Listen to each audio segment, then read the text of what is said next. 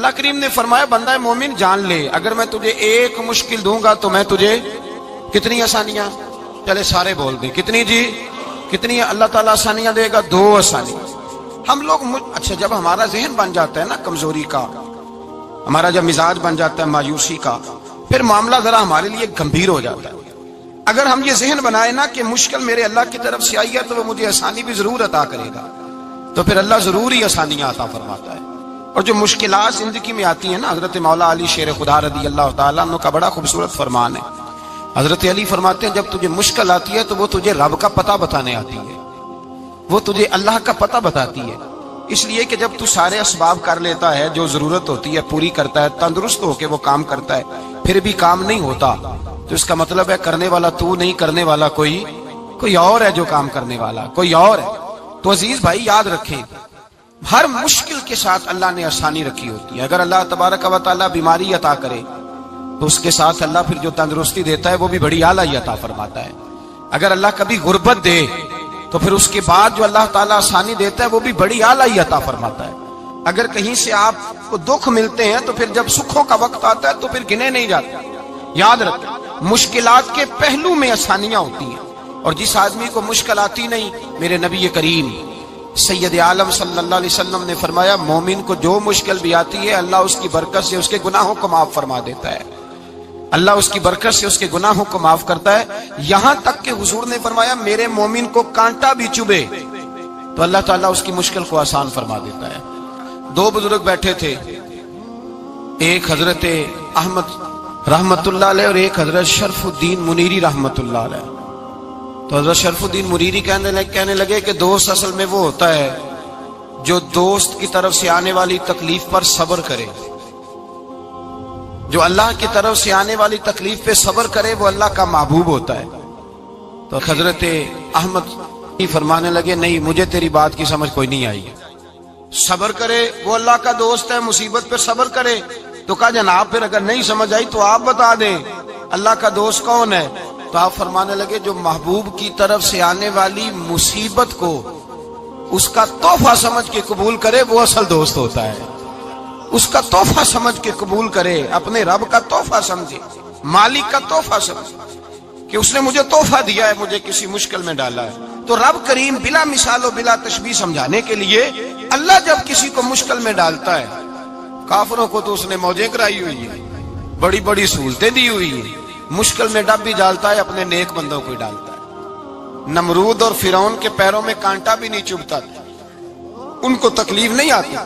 تکلیف کسے آتی تھی؟ اللہ کے نیک بندوں کو تکلیف آتی تھی۔ حضرت رابعہ بصریہ جب تک زندہ رہی تب تک بیمار رہی، جس دن طبیعت ٹھیک ہوتی تو کہتی اے اللہ تو کہیں مجھ سے ناراض تو نہیں ہو گیا، تو کہیں ناراض تو نہیں مولا جب تو مجھے تکلیف دیتا ہے تو میں رو کے تیری عبادت کرتی ہوں، جب مجھے دکھ ہوتے ہیں تو میں سجدے میں تڑپتی ہوں، اور خدا بندہ اب تو میں سکھی ہوں، موج میں ہوں، مجھے رونا ہی نہیں آ رہا، تو خدا بندہ تو کہیں ناراض تو نہیں ہو گیا مجھ سے؟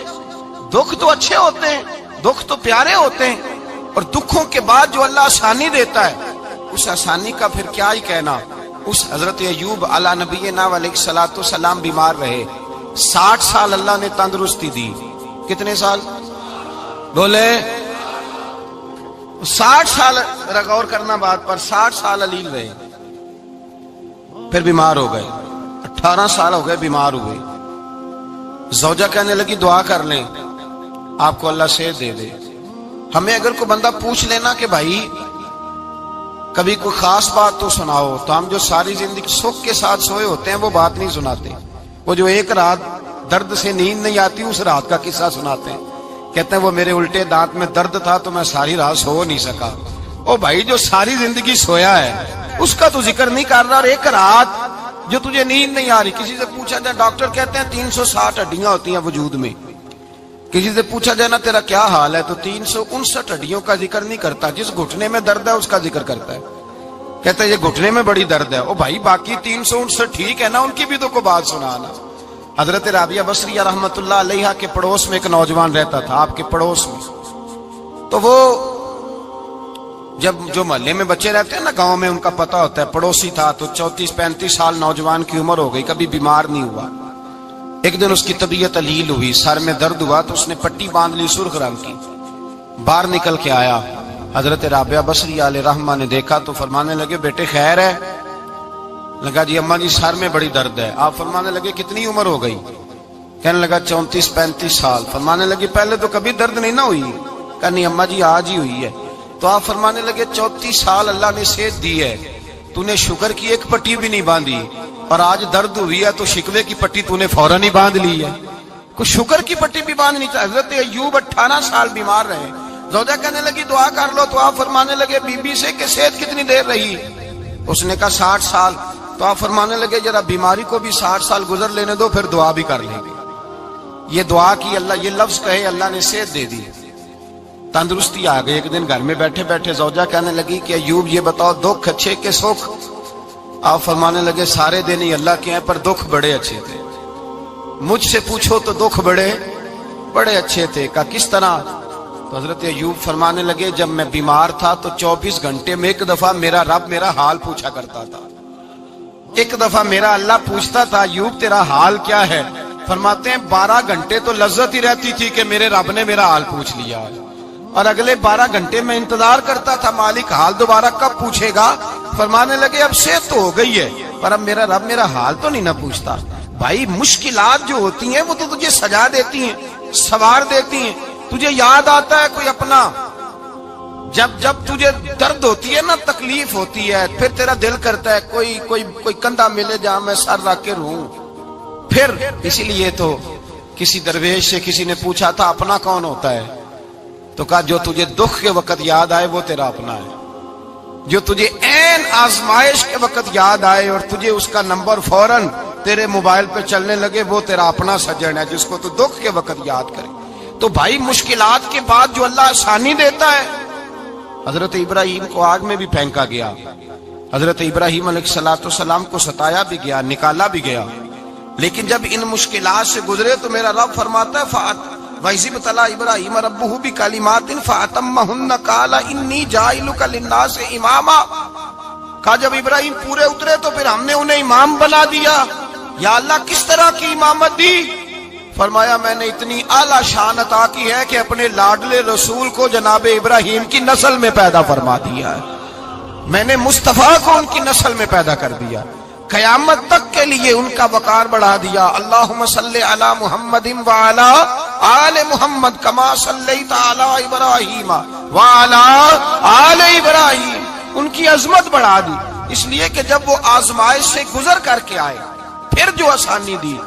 میرے نبی پاک صلی اللہ علیہ وسلم نے دین ابراہیمی کی بہت ساری چیزوں کو رکھا، کہا میں ملت ابراہیمی پہ ہوں۔ جب کوئی مشکلات کو عبور کر کے آتا ہے، جب کوئی تکلیفیں سہ کر کے آتا ہے، اس کے لیے جو اجر ہوتا ہے، اس کے لیے جو پھر اللہ کتنی ذرا بڑی توجہ کیجئے گا۔ لوگ سمجھتے ہیں فلاں آدمی مشکل میں ہے تو شاید مشکل میں ہی رہے گا، فلاں آزمائش میں ہے تو شاید میرا اللہ فرماتا ہے ایک مشکل دے کے میں 2 آسانیاں بھی دوں گا۔ تم مشکل دیکھ رہے ہو، مشکل نہ دیکھو، وہ جو اس کو بعد میں آسانی آنے والی ہے، اور ڈبل جو میں اس پر نعمت کرنے والا ہوں اس کو دیکھو۔ حضرت یوسف کو بھائیوں نے کنویں میں ڈال دیا تھا، اور جب کنویں سے نکلے تو مصر کے بازاروں میں بکے، اور پھر زلیخا نے الزام لگایا تو حالات بگڑ گئے، حضرت یوسف کو جیل جانا پڑا۔ کتنی کٹھن زندگی تھی، لیکن میرے مالک کو کچھ اور ہی منظور تھا۔ کنویں میں گرنے والے، بازار میں بکنے والے، جیل میں جانے والے، الزام لینے والے جناب یوسف کو رب کریم نے اسی مصر کا بادشاہ بنا دیا، اللہ پاک نے اسی مصر کا حکمران بنا دیا۔ یاری تیری سونا پر ازمیشاں تیریاں اگ، اے سونا پرکھیا جاوندائی پہلو نال اگاں دے لگ، اس کے لیے تھوڑا سا جتن کرنا پڑتا، تھوڑے کٹھن حالات سے گزرنا پڑتا، تھوڑی آزمائشوں کا روپ دیکھنا پڑتا۔ ہم چاہتے ہیں کہ ہمیں چھیڑے کوئی نہ کوئی تکلیف نہ آئے، کوئی آزمائش، یہ ہو نہیں سکتا میرے بھائی، نامی کوئی بغیر مشقت نہیں ہوا، 100 بار جب عقیق کٹا تب جا کر نگی ہوا۔ ہم چاہتے ہیں کہ ہمیں کچھ بھی دقت نہ آئے، مشکلات نہ آئے، اور مشکلات تو انسان کو سنوارتی ہیں بھائی، وہ تو نکھارتی ہیں۔ کبھی پوچھا کرو جا کر کے کسی گندم کے دانے سے کہ تو کہاں سے ہو کے آیا ہے، کہاں سے نکل کے آیا ہے، تو وہ بتلائے گا کہ بڑے مشکل مراحل سے گزرا ہوں، اور پھر اللہ نے مجھے طاقت دی ہے کہ میں انسان کے وجود کا حصہ بنا۔ تو بھائی کٹھن مراحل، آزمائشیں، تکلیفیں، یہ انسان کو بڑا انسان بنا دیتی، یہ اس کے لیے ترقیوں کا پیش خیمہ ہوتی۔ ہمارے جمال پریشان ہو جاتے ہیں، عورتیں خاص کر کے اس بات پہ توجہ کریں، وہ بڑی جلدی غم لے جاتی ہیں، وہ کہتی ہیں جانے میرا کچھ ہوگا ہی نہیں، جانے میرا کچھ ہو ہی نہیں سکتا۔ میرے بھائی درجنوں اور بیسیوں لوگ ایسے ہیں جن کی اولادیں نہیں تھی لیکن نام ان کا ان سے بھی زیادہ ہے جو بڑے بڑے صاحب اولاد۔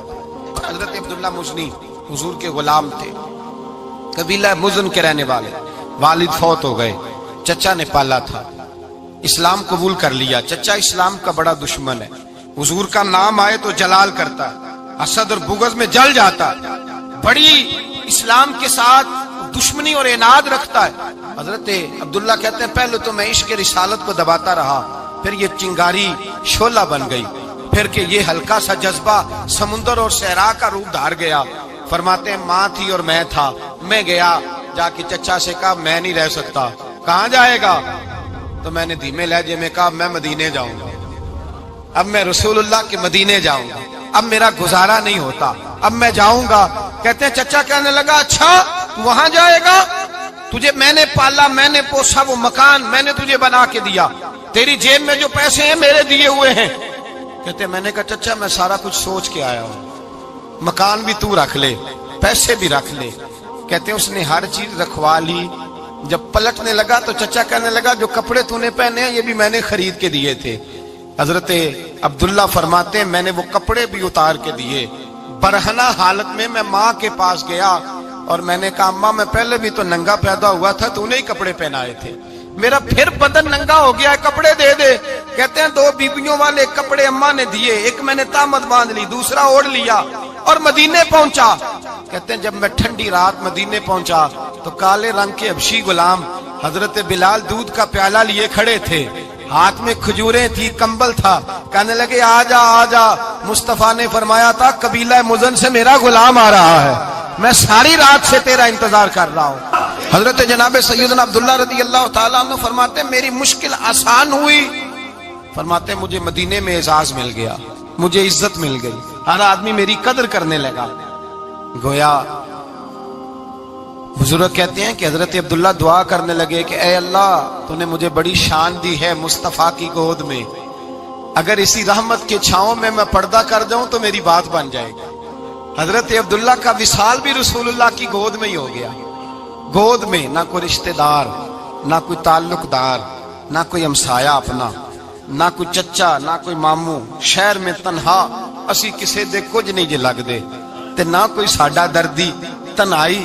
جنازہ اٹھا تو اٹھانے والے کون ہیں؟ ابو بکر صدیق، فاروق اعظم، عثمان غنی، مولا علی، حسنین کریمین جنازے میں شامل۔ میرے رسول پاک صلی اللہ علیہ وسلم نے جنازہ پڑھایا، دیکھو مشکل کاٹی تھی تو آسانی کا رنگ دیکھو، آسانی کا انداز دیکھو۔ حضرت سیدنا ابو دردہ رضی اللہ تعالیٰ عنہ ارشاد فرماتے ہیں مدینے میں رواج تھا کہ جب قبر میں اتارنے لگتے تھے تو قریبی رشتہ دار اتارا کرتے تھے، پر عبداللہ کا تو رشتہ دار ہی کوئی نہیں تھا مدینے میں، کون اتارے؟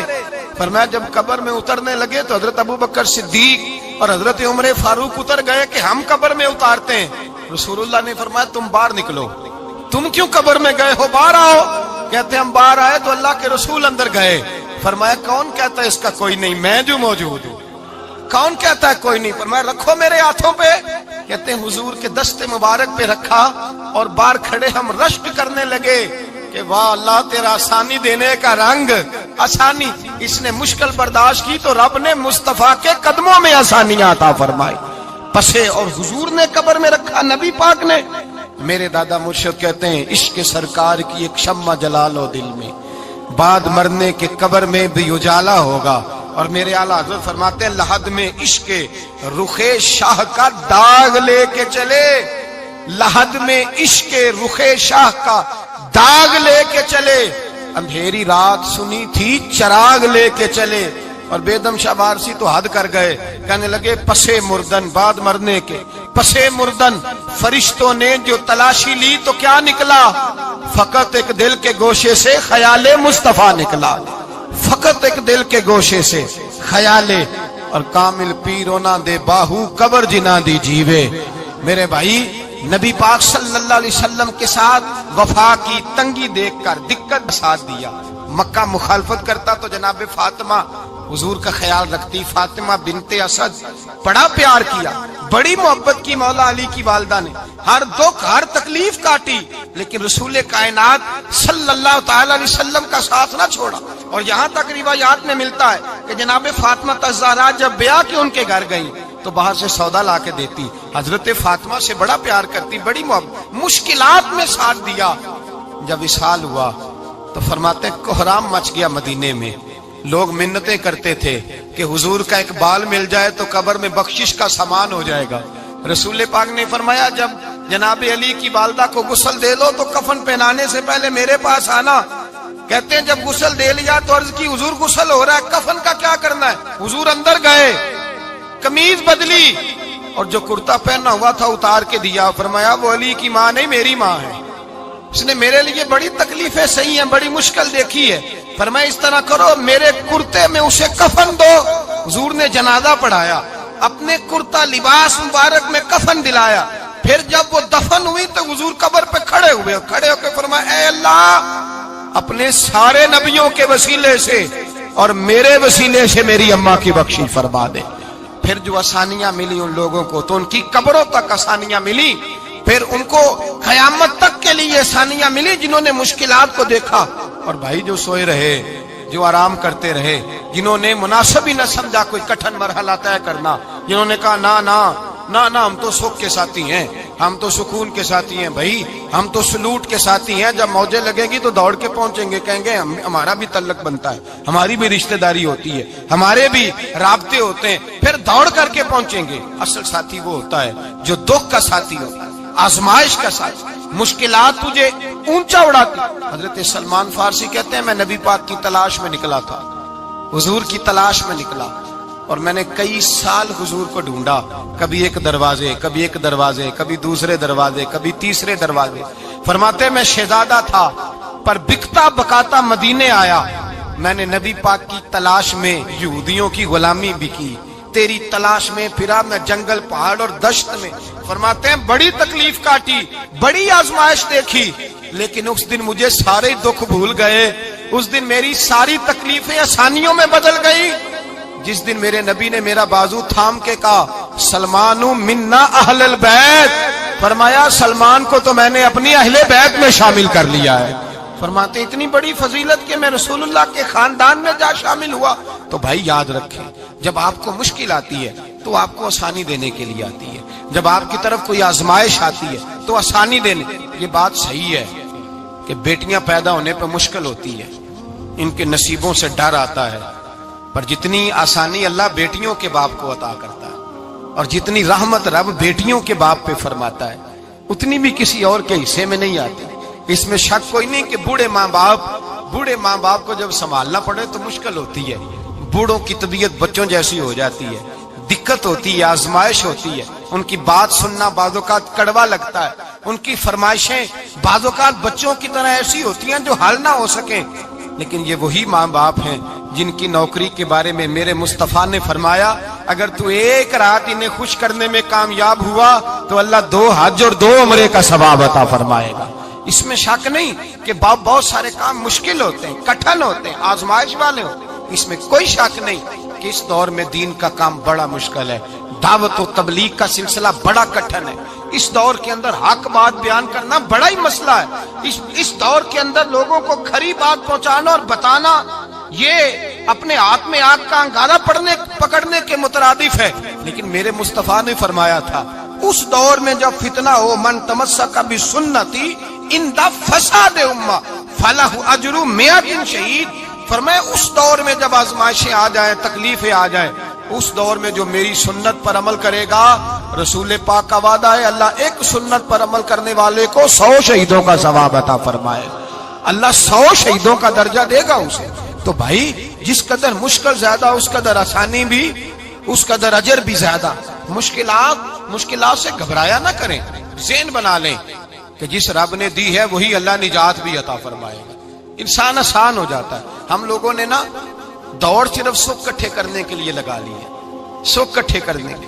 وہ لوگ دکھوں میں راضی رہتے, दुखों में राजी रहते थे, आजमाइशों में। हमारा दावा है रब रसूल से प्यार का, और मेरे हदीस बुखारी में है, फरमाया जो मुझसे जितना ज्यादा प्यार करेगा उतना उसकी तरफ मुश्किल ज्यादा आएगी। हजरत अबू बकर शिबली रहमतुल्लाह अलैह से कुछ लोग मिलने आए, कहने लगे साहब हमें आप बड़े अच्छे लगते हैं, बड़े प्यारे लगते हैं, आपकी जियारत करने आए, दिल करता है 2 घड़ियां पैर दबा दें, दस्त मुबारक चूम जाएं, दस्त बोसी हो जाए, दिल करता है। आपने फरमाया वाकई मुझसे प्यार है? कहा हुजूर बड़ा प्यार है। फरमाया सोच लो का साहब बड़ा प्यार, फिर सोच लो का बड़ा प्यार है।